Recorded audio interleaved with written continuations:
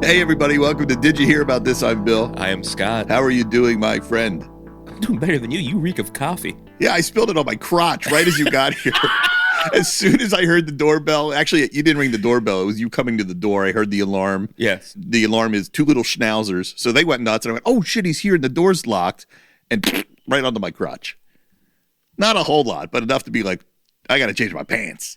Bill likes his coffee like he likes his women. What? On my crotch. Hot on my crotch. Well, I changed my pants, so everything is normal now. My diapers have been changed. Okay. We have another problem, though. What? I think there's a cricket in here. Yeah, we heard a cricket. Yeah, He so got into the lair. this is your warning. If you hear a cricket, it's not me dropping stupid sound effects. It's funny if you start dropping sound effects throughout. Just Unless fuck it with is. People. Yeah. We're off to a start. Yeah. What's new with you? Not a whole lot, man. Just busy. It's been a long week. Oh. Just work. Work. Me and Rihanna. That's all we do. Well, I'm watching movies. I'm getting into the Halloween spirit. I've been watching horror movies this week. All right. Jenna and I got into a new series on Netflix, What's that one? The House of Guinness.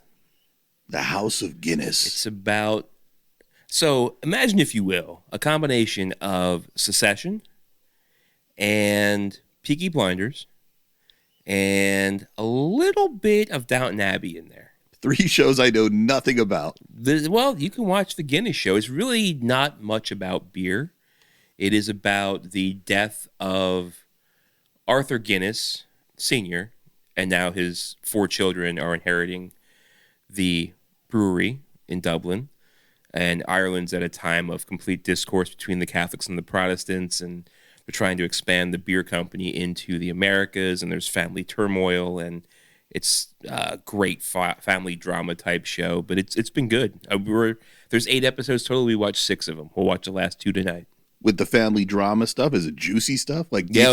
Yeah? You think Guinness has to, like... It's very scandalous. Scandal. Yes. You think Guinness has to sign off on the scandal? So at the beginning of every episode, it says, this work of fiction is based on true events. So it's one of those where, they judged it up a little bit. Yeah. Yeah, they crank up the bullshit. Oh, And they tell you it's based on a true story. This ain't no John Candy documentary. This is really ramped up to the nth level. So the movies I've been watching, they are Return of the Living Dead and Return of the Living Dead Part 2. They started with based on real events. I'm like, no, there's no real events. There's no fucking zombies. You're just saying that to be funny. It's one of these like horror I bet you've never seen this. This is Romero. No. Or this is when he lost the night of. Right. Okay. So to refresh everybody, Night of the Living Dead comes out, I think, in like the 60s, mid-60s. Maybe. I thought it was like 68. Yeah, maybe late 60s. Yeah. That sounds right. And it's a partnership. It's George Romero, and it's other guy whose name is not coming to me. Fuck. I was even prepared to tell this story in case I needed to. Blank, right on my head. Paul Rubens. So 2 guys made the first Night of the Living Dead. It became a huge hit. All of a sudden studios want more of it. They end up having a fight, George Romero and other guy, Rubens. Yeah. And not Rubens, but you get the idea. And they take it to a lawyer, and the lawyer does the most lawyery thing possible. He thought it was like King Solomon, like, we'll rip it in half. We'll rip it right in half. So, George, you get the dead, and other guy... You get Night of. Night of Living Dead. You get Living Dead. Yeah, not Night of. You get Living Dead. Right. So, George says, all right, he goes and makes Dawn of the Dead. It's a huge movie. Everybody's blown away by it. Right. He's now making Day of the Dead a few years later. Yep. That's when the other guys get active. They have the rights, and they want to start exercising their rights. So they're like, we need to put together a horror movie of our own, a zombie movie. That one did well. Right. Dawn of the Dead did well. What are we going to do? So they're like, well, people these days, it's mid-'80s. At this point, yeah, my timeline's all wrong. It's mid-'80s now when they're making this movie, or early '80s. And they're like, well, people now don't care that much about horror. They care about comedy. So we're going to make a comedy horror. Yeah. So it's a comedy horror movie. This is the franchise where zombies eat brains. They need brains to survive. So whenever you've heard zombies chase brains, That didn't exist before these 2? It's in no other zombie movies but these 2. Really? Well, I guess it's in some other zombie movies after being inspired by these 2. Was this where the iconic line, "I know you're up there, Linda, I can smell your brains," came from? I don't remember that line. Okay. All right. Maybe. But like Plant vs. Zombies, brains. Yes. Yeah, that all came from Return of the Living Dead. So I made poor Amy watch both of these. I'm like, sit down, let's watch this one, see if it's any good. And they're bad. They're perfectly horrible. Yeah. They're just so perfectly bad. I love how people in the 80s don't care about horror that much. No. They like Police Academy. They were all wrong. Like, we were still way into horror. Yeah, everything they tried to do with this production, they did wrong, but somehow got it all right, because it is a good movie. It's a great 80s campy horror movie. If you've not seen it, go see Return of the Living Dead, and then go see Return of the Living Dead Part 2, which seemed to be the same movie, but like freshened up with kids. They added kids into this thing, almost like they wanted to make it more kid-friendly. Like, probably a bunch of kids saw this R-rated. There's tons of nudity. There's tons of like crazy gore. And they're like, you know what? If we make this a little lighter, our next go around, bigger audience will get more kids in who are sneaking in to watch R-rated movies, because what kid didn't watch R-rated movies in the 80s? Is this like 83, 84? I think the second one was probably 86, 87. Oh, so this is right around the time of like Monster Squad and kids and other horror movies. Ooh, yeah. Yeah, baby. I hated the second one because of the kids. They got so fucking annoying. But did they kill the kids? Was this Full Toxic Avenger? I can't tell you. Okay. I'll ruin it. All right. I'll ruin it. Maybe a kid becomes a zombie. Okay. All right. That's all I'll give you. But Return of the Living Dead is on Amazon. Return of the Living Dead Part 2 is on Tubi. That feels right. Go see it. I want you to see these. I'll watch it. They're so good. Well, there was none of that in The House of Guinness, I can tell you that. Then I won't watch it. No zombies? No zombies. No, it's Halloween. It's got to be horror. I'm going to try to watch horror every single day up until Halloween. It's not going to happen, but I'm going to try. That's all you can do is try. Night of the Demons is next up. I don't know that one. No. There's a scream queen named Linnea Quigley. Where would I have seen her? Well, she's in Return of the Living Dead. Okay. And Night of the Demon. So I'm going down a Linnea Quigley rabbit hole. You are the only. That's a very lonely hole you're going down, sir. Poor Linnea. She's got fans. Okay. I'm just one of her. I looked her up on Instagram to see how she's doing. She's got 44,000 fans. She's doing fine. She's got 44,000 followers. Do you want to talk about the horse shit you showed me last week after the show? What did I show you? Dance Party USA. Oh, we're going to talk about that. So we went upstairs after the show last week, and we were going to show Amy the Anaconda new trailer with Paul Rudd and Jack Black. Which, by the way, last week, fuck-uppery, I was so fucked up on hot sauce, I called him Zach Black. Did you? Yeah. I didn't even catch that. Yeah. I was tore up pretty good. But anyway, we went upstairs to show her this trailer on YouTube. And as you turn on your YouTube, there's like 5 recommendations of Dance Party USA or something. No, exposed. That's like when somebody looks at your browser history. Well, then you showed me, and you really got sucked into it yourself. So this isn't just an Amy thing. You can't just point the finger at her. All right. So you knew character names. You knew a lot about this show. We've been watching Dance Party USA.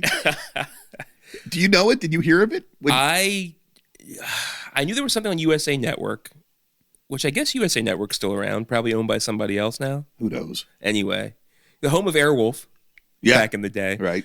When I would watch Airwolf, I would know that there was this thing called Dance Party USA, and I knew it wasn't for me. Right. It was not as good as MTV. There was no, I guess there may have been real musicians brought on there at one point, but there was none on the episodes that you were showing me. It's just these really nerdy prepubescent kids dancing poorly. Just dancing to pop hits of the day. They were like the original influencers because people knew them and would like send them postcards and shit. Oh yeah, Amy's fans of several of the dancers. So when you said about this Scream Queen, that's what made me think she still follows this one girl, Princess, on Facebook. Yeah, she does. Princess. Unbelievable. And Princess probably has like 12 fans who still remember her, and Amy's one of them. But yeah, no, this was it was a Philly show. It was based, I don't even know where in Philly. Yeah, but they were bringing in kids from like Louisiana. Right. And like it was a national thing, I guess. They'd bring them up to the mic and go, "Where are you from?" They're like, I'm Corey. I'm from Louisiana. Oh, okay, next. Who are you? Yeah, so they'd introduce everybody who was dancing, and then they just start dancing. And there's some corny ass, not as good as Dick Clark, dude, like MC in this whole thing. But this was like a 1980s version of 1950s American Bandstand. Yeah, pretty much.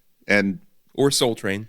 And Amy's my age, so that would have put her at probably at 88. I guess she was 13. I guess. Yeah, and that's what she and her friends would watch. They'd just come home from school, I guess, and watch people dance. It was some corny shit. And I remember it being on TV. I remember avoiding it like the plague. Exactly. Like, I knew it existed. Yeah. But I did completely forget about it until the Anaconda incident. The Anaconda incident. That sounds bad. That sounds dirty. But yeah, for 2 weeks we've been watching this. I'm fascinated because it's going back in time. It is a time capsule of something. So if you go to YouTube and watch Dance Party USA, there's a lot of compilations out there. Yeah. And you get to watch some with some edits because all it is people that clips. Videotaped this in their youth and found the videotape and then digitized it and put it on YouTube. So some people edit out the commercials, some people don't. Yeah. I like when they don't edit out the commercials because... You got really confused. You're like, that guy changed clothes. I'm like, Bill, this is a different episode. Yeah. Some YouTuber took their own, did their own editing. Did their super edit. Yeah, I didn't like that. It was their mixtape. Yeah, I don't want a mixtape. I want to feel like I'm watching the show on broadcast TV. And the music they dance to, though, is a lot like Prince B-sides. Like, they weren't the hits of the day. So it's a style of music called freestyle, according to Amy. Okay. Freestyle. It's just bad dance music. Yeah, but it was like popular recording artists. There was some Whitney Houston on there. Some. And then it was somebody you never heard of. Yeah, there was a lot of that. There was like a B-side to a Prince song that you came and went. But that one little nerdy white kid knew all the words to all of them. Oh, yeah. They must have been big at the time to a certain segment of people who were interested in watching people dance. Oh, man. Well, enough of this 80s train wreck. Let's talk about Charlie Sheen. All right, that's right. We did say last episode that we were going to talk about the Charlie Sheen documentary today. And we warned you. Go watch this because we're going to have spoilers on this. We've lifted our self-inflicted gag order. Hopefully you have watched this by now, everybody, because I have 25 takeaways, courtesy of AI, written by AI. I want to go through each one of these. Takeaways from the documentary. And we can just talk about each one of them because most of them are like, what the fuck type moments. This documentary came out, 4 weeks ago now? That feels right. Yeah, and nobody's talking about it. And I don't know why, because it's so juicy. It's either because nobody watched it, nobody cares about Charlie Sheen, which, now that I'm saying this out loud on a podcast, this may not be a great episode if nobody gives a shit. But these are some groundbreaking stories. These are great stories. Yes. Let's start with number one. This is from his childhood and early career. It just says, childhood nudism. Sheen recalls his parents practicing nudism while he was young. Remember them saying they that? They were nudists, yeah. This was right around the time of, Apocalypse Now, right? Yeah, pretty early on. Yeah. So I guess Martin Sheen, they talked about it a little, and it's another item where he started drinking a lot, and he started getting a little wild and living the Hollywood life. And dong out. Free love and all that shit. So he's just walking around the house naked. I don't know about free love, but he was definitely free balling. Could you imagine your parents being nudists? No. Could you imagine you come home and there's your dad, scrambling eggs with his hog out? Oh, man. So another thing from the show, Super 8 home films with friends. I talked about this. Yep, early filmmaking with peers like Sean Penn. They did a lot of murder and death scenes. They were really, fascinated by... Always shooting each other with bow and arrows and guns and just a lot of violence. Yeah, a little disturbing to see kids celebrating violence like that. Like I said, they were emulating what the old man was doing on the screen in Apocalypse Now. Right, exactly.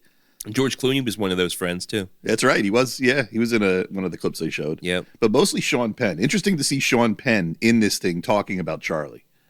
Sean Penn seems like he's a little bit of a shit show himself. I can barely remember the stuff he went through with Madonna, punching a photographer. Yeah, I forget his scandals. I swear at one point during his interview, he's smoking a cigarette, and I swear he looks down at the table and talking about cocaine, and he's scraping something off the black countertop. I was like, that guy just scrape coke line on the table there? Oh, that's funny. Yeah, it really seemed weird. I didn't catch that. Yeah. Number 3, on the set of Apocalypse Now at 11, observed Martin Sheen's struggles with alcohol during filming in the Philippines. Yeah. So, this guy was totally missing work. He was completely fucked up. They were showing some behind the scenes of Martin Sheen filming that thing. Yeah, he was like holed up in a hotel room, just like drying out. Yeah, bad shape. Going through some bad shit, yeah. So a little bit of foreshadowing of things that come in this documentary because, Martin's demons, I guess, went to Charlie. Everybody knows that by now. It happens. This one was interesting. Number 4, almost cast in The Karate Kid. Yeah, Ralph Macchio. Yeah, says he was offered the lead but chose another film at his father's urging. The other film, Grizzly 2. He went to a sequel. Yeah, Grizzly 1, which never even heard of Grizzly. I never heard of Grizzly either, but they showed some clips of it, and it was hilarious. So I think it was he signed up to do it because it's like, oh my God, I'm actually getting into show business. It was his very first offer, and the old man was like, you gave him your word. You got to do it. If you like Welch on this agreement, you're going to ruin your name in Hollywood. Nobody's ever going to sign up for you. And there was resentment between him and his old man. He was like, I could have been fucking Ralph Macchio. I could have been Danielson. That's right. So yeah, he says to the producers of Karate Kid, like, hey, if you guys could just like wait 4 weeks, I'll be done with this commitment and I'm totally going to be Danielson. And they said they can't wait. Nope. So he missed that opportunity. Well, I think it worked out for him. I think, he probably wouldn't have been a great Danielson. They still would have got 3 movies out of him. You think? Absolutely. But he's like this cool kid, You don't want to see the cool kid at the end of the movie be redeemed. You want to see the geek get redeemed. He was already a cool guy. How do you make him? Nobody really knew him then. Oh, he was so cool. I mean, even when he came on to Ferris Bueller showing, up as the kid in the principal's office, like even then he was cool. This dude is Ferris cool. Bueller was 1988. So this would have happened before Ferris Bueller. Right. Couple years. So nobody would have known him. But I'm saying in Karate Kid, it just wouldn't have been a good casting. I don't think it would have worked as well as Ralph Macchio. I think the role he played in Ferris Bueller was just maybe a little bit more emphasized version of himself. I feel like he wouldn't have played that guy in Karate Kid. They would have directed that out of him. I don't know. I think he would have had maybe a completely different timeline. In whatever fucking multiverse we're in, we got the one where he did Grizzly 2. Right. I think in the other timeline, he may have been a whole different guy on the outside. Yeah, maybe you're right. I don't know. I got to see this Grizzly 2. I think that the resentment that he held against the old man and saw what a big name Ralph Macchio became and the what could have been, right, could have fueled some of his self-doubting and I think he could have held on to those resentments pretty long. Yeah, maybe he did. Who knows? He was a kid. Then again, kid. Things are going to turn out the way they're going to turn out. I mean, he's would have had a lot more money a lot younger, and he would have fucked up really hard, really fast, and maybe not had time to do a documentary at the age of 55. Speaking of having a lot of money and being younger, number 5, losing virginity at 15 to a Las Vegas escort paid with Martin Sheen's credit card. Yeah, he stole the old man's credit card to buy a hooker. What hooker has a credit card machine with her? I didn't even know that was a thing. It's one high-end pimp. Yeah, here's my card. Swipe, ka-chink. Number 6, an all-nighter before Ferris Bueller's Day Off. He stayed awake to play his role authentically. Yep, he wanted to do real method acting. Stayed up all night, fell asleep a half an hour before, woke up late, showed up on the set an hour and a half later than he was supposed to. Yeah, he showed up late. He woke up and goes, oh my God, I'm fucking late. John Hughes was fine with it. He didn't give him shit at all. Right. So they asked him in the documentary, like, did that actually reinforce like bad behavior? He goes, yeah, once I got in there and I was like, I can do what I want. I can do whatever I want. Like, that stayed with me for a little while. But Jennifer Grey gave him some shit. Well, she got him into that role. I know. Yeah. He made her look bad. That was interesting. Yeah. All right, now we go to the rise to fame and drug years section. Number 7, Charlie and Martin Sheen beating Michael Jordan with handicaps. On that, was it a TV show? It was a TV show. ABC Wide World of Sports or something? Yeah, I don't remember this at all. I don't either. It wasn't ABC Wide World of Sports either, but it was some show where they would have celebrities face off against athletes. Right. Yeah, and they beat Michael Jordan on a 2-on-1. It says here it was a handicap game. I don't really remember this segment that well, but it was 2-on-1. It was Martin and Charlie versus Michael Jordan. I don't know what games they played. They played horse. Did they play horse? They played horse. And these guys won. These guys beat Michael Jordan. And then they may have played like a 1-on-1 too, now that I'm thinking of the clips from it. But yeah, Charlie shot the winning score, the winning basket. Charlie says he remembers a playful yet staged competition. I don't think it was totally staged. I think they were really shooting and counting the scores. Yeah. Yeah. Because I was impressed with how well Charlie played. I was too. It was incredible. Remember Rock and Jock Baseball from MTV? Barely. That was like an all celebrity Yeah. game. Like a softball game. And then they had like a rim rocking jock jams or something. They would play basketball too with the same like rappers and musicians. That I don't remember. Yeah. They had like a spot on the court where you could shoot the basket, like a 10-point shot. Yeah, Charlie was a good athlete, man. He was. He should have been on all of those shows. Well, he got huge in baseball. That's why he was so good as the pitcher in Major League. I know. He looked like a pro. He did. Oh, I like this part. So he was friends with Nicolas Cage for a while. I did not know how much of a shit show Nick Cage was. Me neither. I didn't know they were friends, but apparently like Nick Cage was like the bad influence in his little group of friends for this period of time in his life. Because Charlie got sober, and then Nick Cage fucked it up. Fucked it up. And this is when I said, I don't know if Nick Cage wants people to know about this. I doubt it. That's the thing about these expose tell-alls. Like, you could be fucking up other people's stories, man. Yeah. Well, here's a couple Nick Cage stories. Well, really, I only have one. Nicolas Cage airplane prank, it says here. Cage hijacked the plane using the PA. It didn't really hijack it, but he gets on the PA and he's like, he hijacks the plane, like thinking it's a joke. He's being funny. While Sheen had cocaine taped to his leg. So he's smuggling cocaine. And evidently Nicolas Cage doesn't even know about that. He grabs the announcement thing and says that the pilot's sick or something. And can anybody fly the plane? I don't know. Can anybody fly the plane because the pilot is passed out or something like that? Is that what he said? I don't remember. Some kind of prank. And like, yeah, the cops were waiting for him when they got off the plane. And here Charlie is with a fucking like, I don't know how much cocaine taped to the inner thigh of his. Yeah. Yeah. The cops are like, do you have any drugs on you? They're like, no. We're clean. We're fucking around. We're celebrities. Let us go. He got let go from that. They didn't even check his legs. They would have found a fucking ton of cocaine on his leg. I know. That's crazy. They're fucking lucky they didn't have a dog. Oh my God. Number 9, flying a plane while intoxicated and during a 1995 honeymoon. So before he got married to Denise Richards, he was married to who? He was married to a woman that he met on a cigarette commercial set over in Japan. Yeah. And she was a model. Right. And they were flying. He was lit, drunk as could be, flying home from Japan. And he asked me if he wanted to meet the pilot. They let him sit in the front, let him sit in the captain's chair. He says, am I really flying this? And the guy reaches over and hits a button and turns off autopilot. He goes, well, you are now. And he was like, I could feel like the plane like move when I move my arms. He's like, but I was drunk as could be. I was like, oh my God. Yeah, he said he sensed that the other pilots were like, we may have made a bad decision here. He turned it back on. Turned the autopilot back on. Hey, but for a hot minute there, a drunk Charlie Sheen was flying a commercial airliner. Full of people. Yeah. Crazy, man. Jeez. Oh. I wonder how much stupid shit happens nowadays that we don't know about. This is why I wanted to be famous as a kid. Just do what you want. I wanted to play with fire at this level. Number 10, extreme drug use. He used to talk about slamming 7-gram rocks.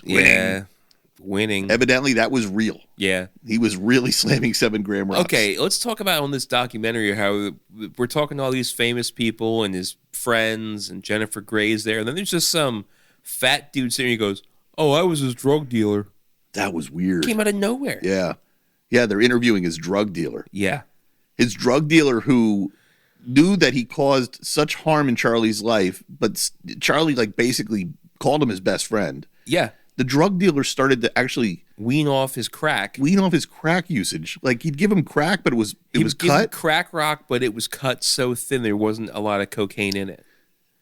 And they treat this guy like he was some kind of fucking hero. Yeah. I'm right. like, no, this guy's still a dirtbag. Right. He's still a drug dealer. Yeah. But he was trying to wean him off the drugs. Like, well, from his perspective, keep him alive. Otherwise, you're going to lose your best customer. I thought that was shitty. That was crazy. That was during the Tiger Blood era. I didn't want to talk. I didn't want to listen to that guy talk. You didn't like that? No, I didn't. That whole part of the documentary was just like, man, fuck this guy. Number 11, Ice Cube in the anus on the set of Free Money. Do you remember that? Yeah, I heard about this. He was so fucked up. This was told through the lens of the guy from The Fifth Element, Chris, the comedian, Chris Tucker. He wasn't telling the Ice Cube story. Yeah, was he? Oh, I thought it was Charlie Sheen doing it. Well, he was in the movie with Charlie Sheen and how fucked up he was on set. he didn't know about the ice cube, but he was just talking about how much of a train wreck this guy was on that movie set. Yeah, he had to stick an ice cube up his ass to shock himself awake. So that he could stay awake to deliver the line. And then they showed the scene of him, delivering the line. At the bar and he's like, man. Oh, he looks bad. Yeah. It's one of those things that you look at now, you go, oh, clearly he was fucked up. But at the time, I didn't know that. When I liked that movie. I was a fan of that movie. I just thought it was Charlie Sheen. Number 12 here, it says he was taking roles to fund addiction, which I think was not a surprise. Not a surprise. Money Talks, he talks about his nosebleed incident, that he couldn't stop his nose from bleeding, and he had, there's blood all over his clothes, and he had to get the director to sort of go into cahoots with him and be like, hide this footage, just get rid of this. I think that was actually, I shouldn't say it because I don't know for sure, but it might have been an area where everybody thought he was clean. Because he went through a couple periods. Sure, he went to rehab a couple times. Yeah. They talked about the Heidi Fleiss thing. Number 13, Heidi Fleiss escort connections, paid escorts through her ring. Yeah. Paid them with traveler's checks. I forgot all about that part. Like, I remember when they showed Heidi Fleiss, who owns like 75 parrots. Yeah, what's with her? She's fucking weird. I can't believe she agreed to be on this thing. I know. She didn't come out looking good on it. Not at all. But I forgot all about that whole thing until she showed up on the scene, and I was like, oh, yeah, he was a part of that. Well, she started bad-mouthing him. She's like, that little bitch turned me in. He's like, well, yeah, I kind of had to protect myself a little bit here. They figured out through traveler's checks that I was a customer of yours because they retrieved the traveler's checks that I gave you. Yeah. Which say Charlie Sheen on them. He's like, I was caught. I had to admit it. That was stupid.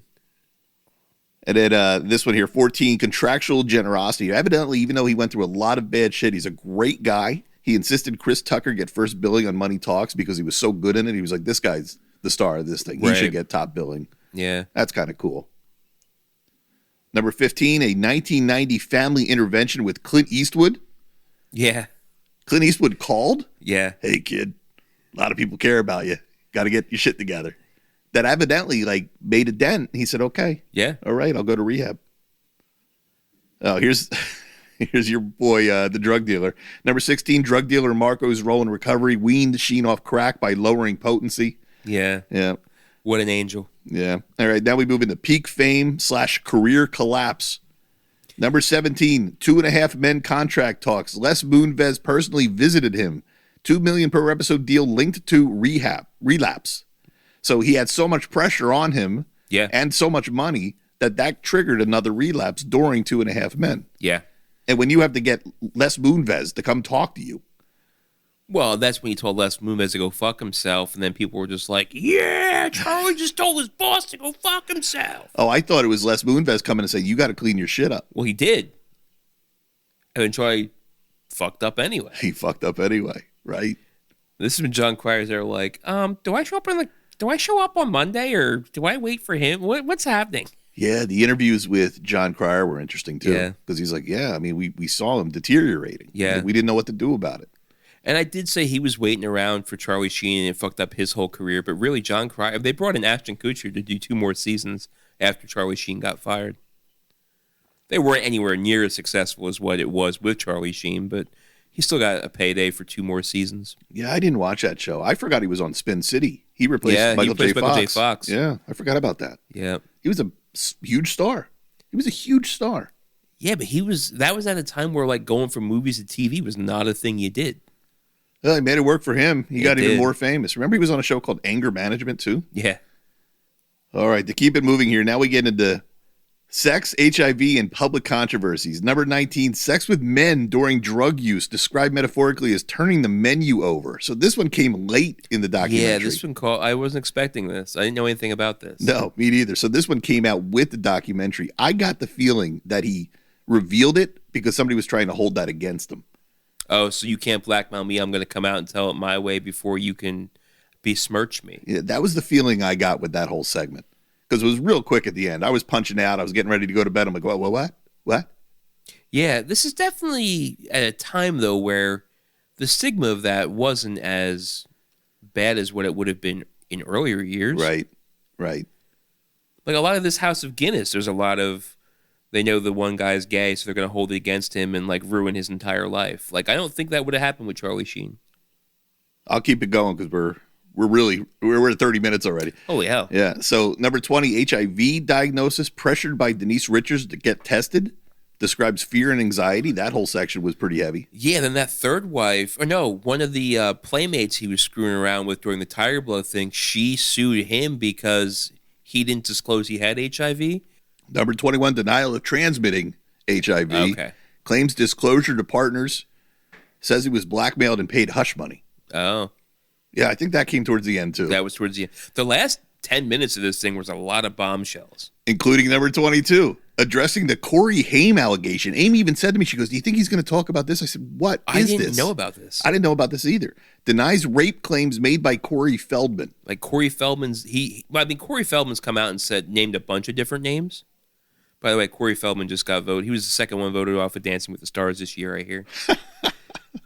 I mean, the Michael Jackson thing wears a little bit thin, buddy? Oh, is he still dressed like that? Yeah, it was his whole dance. Oh, okay. Yeah, It but wasn't regardless, he's named several people now as his sexual assaulter or rapist. And Charlie Sheen was one of them, which I didn't even know about. Well, it just came out in Corey Haim's documentary or Corey Haim's book. Like, it's pretty fresh information. How's Corey Haim come out with a book? Corey Feldman, I meant. Okay. Want to do that? Yes. No, let's keep that in there. Okay, let's keep it in there. I fucked up. It happens, people. It. Corey Feldman. Yeah, so Corey Feldman recently accused him of this. Yeah, it was off my radar. I didn't know that at all. So I think this is Charlie Sheen's chance to sort of refute that back. And he was like, yeah, I was going to sue. I'm not going to bother. This guy, he's a piece of shit. He goes, this is all untrue. He goes, Corey and I used to be friends. Like, I don't even understand where this is coming from. Yeah. Who knows? I mean, Corey definitely got some trauma. And I'm sure that Charlie was there during a lot of the partying days when I'm sure this shit went down, but I'm not saying he was the perpetrator. Well, I think about shit like this all the time. Somebody's lying. Sure. Somebody's just flat out lying to millions and millions of people. Or if they weren't the one, they probably know who the one was. This isn't the kind of thing that's usually a misunderstanding. Exactly. Yeah.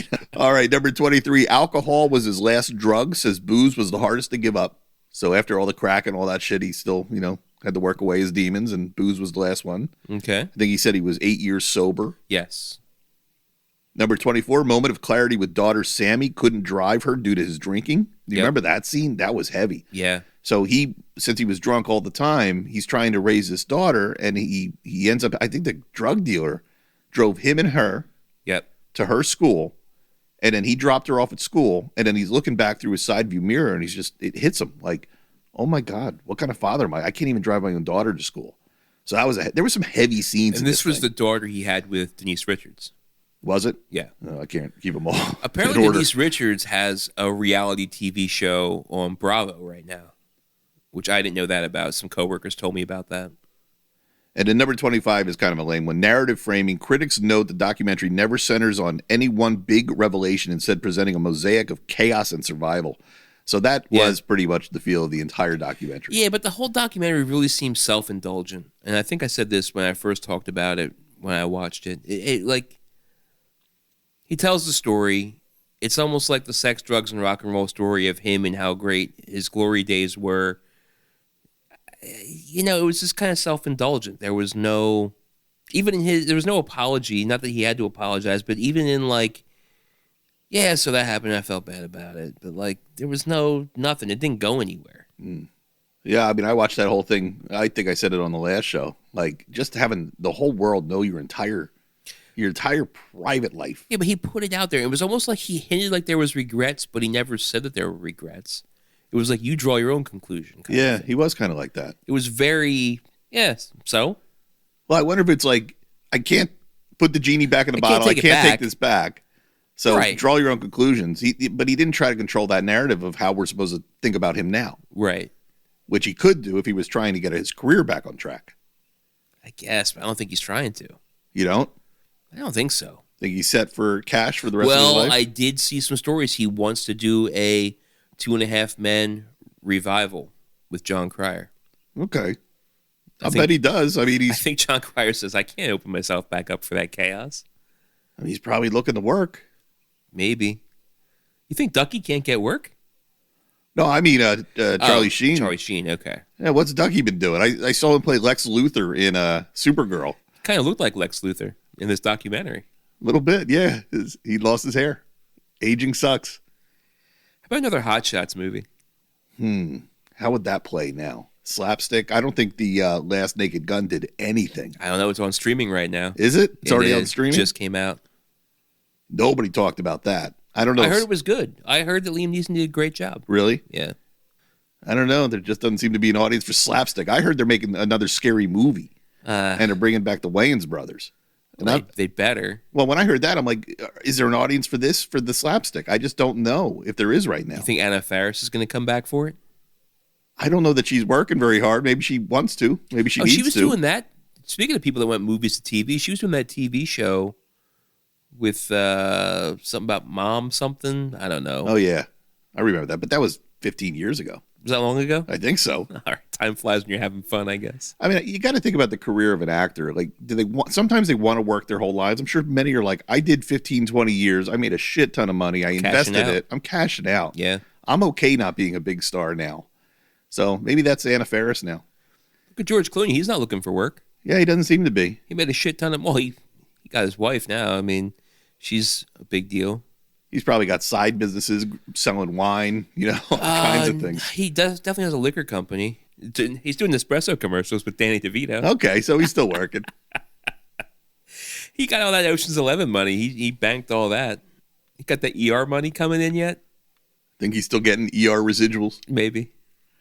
Well, that's it. That's the Charlie Sheen 25 interesting takeaways, according to AI. Yeah, I mean, now that you know the takeaways and you know the bombshells, if you listen to this, if it piques your interest, there's a bit more things out there, a bit more depth to some of these stories, but I don't know that I can honestly, in my heart of hearts, recommend go watch it.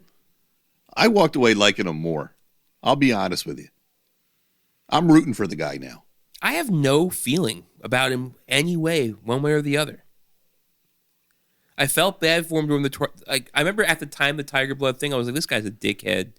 But then I haven't thought about him since then. And now that I see what that was all about, that was people trying to just push him in front of the train so they can make money. Pretty much. I felt bad for him from that.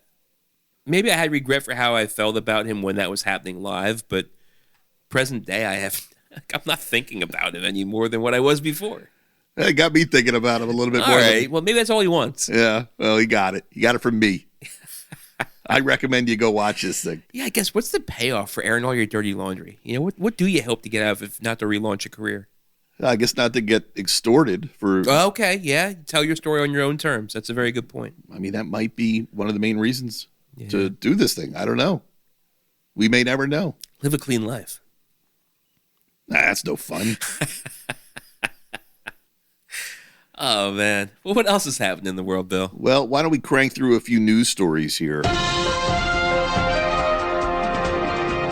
FX. The FX channel. Is that even... I guess that's still around because it's part of the news story here. I haven't heard of the FX channel in forever. Yeah, they have FX. They have FXX. What's on that? Always Sunny. Is that where it premieres? Yeah. Oh, okay. Yeah, I haven't seen that show in a long time. So I watch it every once in a while. I'll watch that on streaming, so I don't even realize. I watch on Hulu most times, yeah. But it's FX. Okay. FX ordered a pilot for Very Young Frankenstein. Yes. With Zach Galifianakis, I saw. Yeah, I got an AI summary for us here. FX has officially ordered a pilot for Very Young Frankenstein, a comedy series inspired by Mel Brooks' 1974 classic, Young Frankenstein. The star-studded cast includes Zach Galifianakis, Dolly Wells, who was in Inside Man. Okay. Spencer House, who was in Tell Me Lies. Never seen Inside Man or Tell Me Lies. No. Nikki Crawford, who was in Cruel Intentions. Okay, that sounds familiar, but I can't picture. They made a movie of that a long time ago. I think they made a TV show off the movie. Okay. Kumail Nanjiani. I know him. Yeah, from Silicon Valley, it says here, but he's in more than Silicon Valley. Yeah. And Carrie Elways. Oh, from Princess Bride. The Princess Bride, who reunites with Brooks for the first time in more than 30 years. Do you remember the movie they did together? Yeah, Robin Hood Men in Tights. You got it. Of course. Brooks himself serves as executive producer alongside Kevin Salter and Michael Gruskoff, with What We Do in the Shadows veterans Stephanie Robinson, Taika Waititi. That's why I'm excited about this show. And Garrett Bosch also attached. Robinson as writer and showrunner, Waititi directing the pilot. That's why I'm excited about this. If it's anything like What We Do in the Shadows, FX had What We Do in the Shadows too. Oh, okay. They did that one. They also did all the American Horror Stories. That was another FX thing. Right. Okay. Yeah. So it's still a channel. It's still. But you think there's no room for slapstick in this world. Do you think there's room for this? I don't know. I think what happens with Spaceball 2 is going to be very telling of what we can expect from a very young Frankenstein. But here's the thing. Young Frankenstein with Gene Wilder and Cloris Leachman was in there, but then also Danny Boyle. Danny Boyle. Yeah. Oh, wait. Did Danny Boyle direct the zombie movies? Oh, shit. No, his name's Danny something. Let's go with Danny Boyle. He was the dad from Everybody Loves Raymond. Yeah. Peter Boyle. Peter Boyle. Okay. Peter Boyle. Danny Boyle was the other zombie guy, though. Yeah, we get close. We do get close. I mean, anyway, very much less a slapstick comedy. It was very much more situational comedy. You think? I do. It wasn't as slapstick as what Spaceballs was. The most slapstick action thing they got was Putting on the Ritz. Putting on the Ritz. If it moves beyond the pilot stage, the show will stream on Hulu. The project comes during what's being called a Mel Brooks renaissance as the legendary filmmaker, now nearly 100. Jesus Christ, the guy was like alive during the Renaissance. Now nearly 100, continues revisiting his classics. Recent work includes History of the World Part 2 in 2023, which earned strong reviews, and the upcoming Spaceballs 2, Yes. which we've talked about. The Quest for More Money. Well, God love him, man. I've always enjoyed Mel Brooks. But you know what they're not going to remake again? What? Blazing Saddles. No, that one they can't remake. Long gone. Yeah, watching the Return of the Living Dead, there were some things in there I was like, oh, yikes. that's not shit you put in the movies right now. All right, how about another story? You sent this one to me. I had this one on my list, too. AI actress Tilly Norwood. Yes. She is, my entire feed was filled with Tilly Norwood reactions. I never heard of anything about this but she's a happened quick. Completely AI made-up actress in Hollywood. Have you seen the videos and pictures of her? I have, and now the creator of Tilly Norwood is looking for a talent agency to represent him in Hollywood to land roles for Tilly Norwood. You got it. The complete AI created actress. So from, I think it was a ton of articles that came out from a ton of articles. I saw it from Variety is the one I sent you. I saw it on Deadline. I saw Really? it on, it was everywhere. AI actress Tilly Norwood condemned by SAG-AFTRA. They say Tilly is not an actor. It has no life experience to draw from, no emotion. And then I got a little bit of a take from Deadline, I think. You want me to read this? Yeah, before you do, though, you know what my biggest, most shocking takeaway from this whole thing was? What? Not that Tilly Norwood is a completely AI-created actress. Do you know who the president of SAG-AFTRA is right now? Because last I heard, it was Fran Drescher. No. Now it's fucking Sean Astin. Sean Astin, the I had Goonie. no idea. Yeah, he got the gig. Yeah, that happened real quick. That turned real quick. It really did. So I guess I'm going to be giving you, actually, I don't see it says these are from Sean Astin, but these quotes I'm about to give you, I think, are from Sean Astin. Okay. All right. SAG-AFTRA has issued a statement condemning Tilly Norwood, the AI actress, in quotes, who has become a contentious subject in Hollywood after her creator, Eline Van der Velden, Eline, not Elaine, Eline. Okay. E-L-I-N-E, that's interesting, recently claimed that multiple talent agents were interested in signing the AI creation. The Acting Guild believes creativity is and should remain, this is a quote, creativity is and should remain human-centered and is opposed to the replacement of human performers by synthetics. Quote, to be clear, Tilly Norwood is not an actor. It's a character generated by a computer program that was trained on the work of countless professional performers without permission or compensation. End quote. SAG-AFTRA wrote in a statement, quote, it has no life experience to draw from, no emotion, and from what we've seen, audiences aren't interested in watching computer-generated content untethered from the human experience. It doesn't solve any problem. It creates the problem of using stolen performances to put actors out of work, jeopardizing performer livelihoods and devaluing human artistry. I think I agree with yeah. Sean. I think that's about right. Mikey is fucking onto something. That's a well-put statement. Yeah, I don't know, man. All of a sudden, I knew one day we'd have these AI performers. I knew it. This seems really quick, though. It does seem like fast. Just last week, we were talking about fake music. And now this week there's a whole fake person trying to land gigs in Hollywood. Well, for the last few months, I've heard about AI influencers. Well, the biggest problem was, at least during the strike, the biggest concern, rather, was AI writers. This jumped right from AI writers into AI actresses. Like, AI actresses was never the big concern. The biggest concern was they were going to scan extras' faces and then not pay them after they scanned them the first time. Yeah. This wasn't ever even a part of the strike, and that was 2 years ago. Right. This is crazy how fast this is going. We're moving. Yeah. At the speed of light. Yeah, really are. That's interesting. I looked at there's what did I just read the other day? There's a new AI movie out that they're trying to like get put in the cans and all those things. Like it's starting to happen. But at the same time, this whole thing with Lionsgate, they couldn't even get enough to make a fake movie. Right. So they're not going to be good.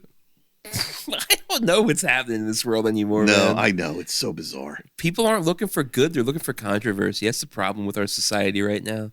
Well, let me give you our last story, which is, it's a nice story. It's a nice story that throws back to the old days of cinema.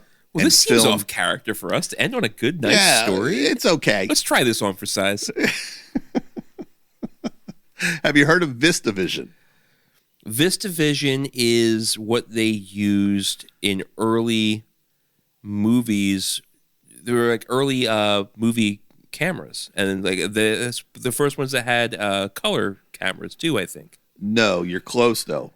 It's a throwback to that old day. Okay. All right, so I'll read this to you. One Battle After Another, right? That's that new movie with Leonardo DiCaprio. Yes. It was shot on VistaVision.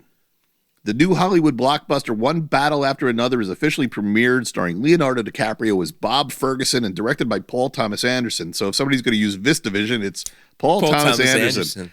The film stands out not just for its cast and filmmaker pedigree, but also for being shot in VistaVision, a widescreen film format first developed by Paramount in 1954. VistaVision runs 35 millimeter film horizontally, doubling the negative area compared to a standard 35 millimeter. Right? So the aspect ratio is different than what you get from a standard camera before that. Right. This results in finer grain, sharper definition, and more depth. For this release, the movie has been blown up and printed onto 70 millimeter film stock for premium screenings, though only 4 theaters worldwide, New York, Boston, London, and Los Angeles, are projecting it in its original VistaVision. Wow. So it's like, we're going to try something really experimental and go back to the old format of film, make it higher definition than it's ever been before, and put this movie out and see if people respond to it. I mean, I respect it. It's not digital at all then. This is all on film. Yeah, old school. Yeah, when you said VistaVision, I can see like old school movies coming on and they play the opening orchestral music and it says, in VistaVision. Yeah. Yeah. I'd go see this. If I got the chance to see. In 4 theaters worldwide that can show it. I got to go to New York. The film cinematographer Michael Baum says Anderson chose VistaVision to capture a raw look, though he joked the cameras are like having a lawnmower on set due to their noise. I bet. Still, Bauman insists the immersive visual quality offers audiences something they cannot get at home on a 52-inch TV, end quote. VistaVision is currently experiencing a resurgence in Hollywood. The Brutalist was shot in the same format, won Best Cinematography at the 2025 Oscars, while directors M. Night Shyamalan did Remain. I never heard of Remain. Greta Gerwig and Yorgos Lanthimos are all working on VistaVision projects. So, I don't know, kind of a cool throwback to the old days of film, which I welcome. Here's what I can say. If what you're doing right now is that far away from what brought you glory in the past, go back to what was getting you glory then. I'm an old film guy. I do photography. I love film. I love the depth and saturation of film. Color, the hues. And you just don't see that anymore. So, you don't. Yeah, I'm all for this. Do more movies in film. And I'll tell you one thing, you're not going to get AI actors when you're shooting in VistaVision. Yeah, how would you do that? You wouldn't. I guess and that's if you're that much of a purist, you're going back to 1954 film technology, you're not putting an AI actor in your film. Well, that's it. Those are all my stories. All right. Well, no AI on this, except for the stories that we read to you. Yeah, they're AI. Well, thanks for listening, everybody. Tell a friend. We'll talk to you next week, and let's keep growing these numbers. Later.